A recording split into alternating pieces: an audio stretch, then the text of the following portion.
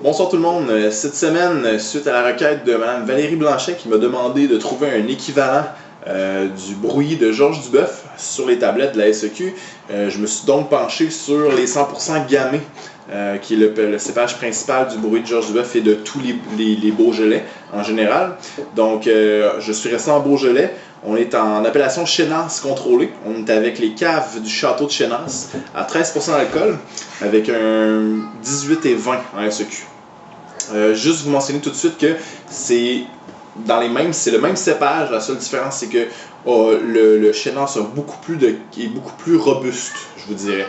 Si on y va à l'œil, on est vraiment déjà en partant sur une robe beaucoup plus foncée qu'un Beaujolais qu'on est habitué de voir, qui est beaucoup plus limpide, normalement beaucoup plus rouge très pâle. Là, on est vraiment sur un rouge quand même assez profond, avec des reflets rubis.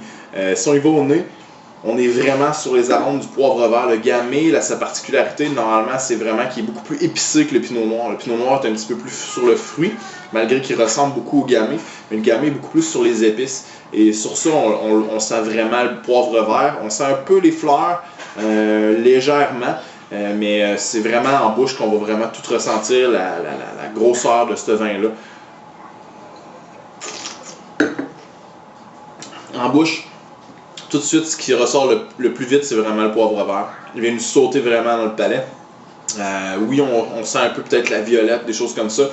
Les fruits rouges, on va rester sur des fruits frais, donc la fraise, des choses comme ça. Super agréable. Une bonne acidité en fin de bouche, puis un tanin quand même assez soutenu. Au contraire de certains Beaujolais qui sont des fois pas nécessairement de garde, celui-là pourrait l'être. Je vous dirais peut-être même 3-5 ans, quand même pas si mal. Une bonne charpente, une bonne tenue en bouche, qui pourrait quand même bien faire aussi avec des viandes médium, avec une bonne sauce aux 3 poivres. Pourrait quand même faire aussi avec toutes les viandes qui sont les saucissons, les choses comme ça, coupées finement. Ça pourrait être super agréable aussi. Pour le rapport qualité-prix, c'est super agréable. 18 et 20 pour un Beaujolais qui goûte vraiment le Beaujolais, mais avec une petite charpente de plus. Donc la semaine prochaine, on déguste un blanc. Donc si jamais vous voulez vous faire un accord mes vins, ou vous voulez trouver un remplaçant à quelque chose que vous vivez présentement et vous voulez avoir des informations, n'hésitez pas à m'envoyer des messages sur du fruit à la coupe directement sur la page Facebook. Et ça va me faire plaisir d'y répondre. La semaine prochaine, on déguste un blanc. Donc bonne semaine et bonne dégustation.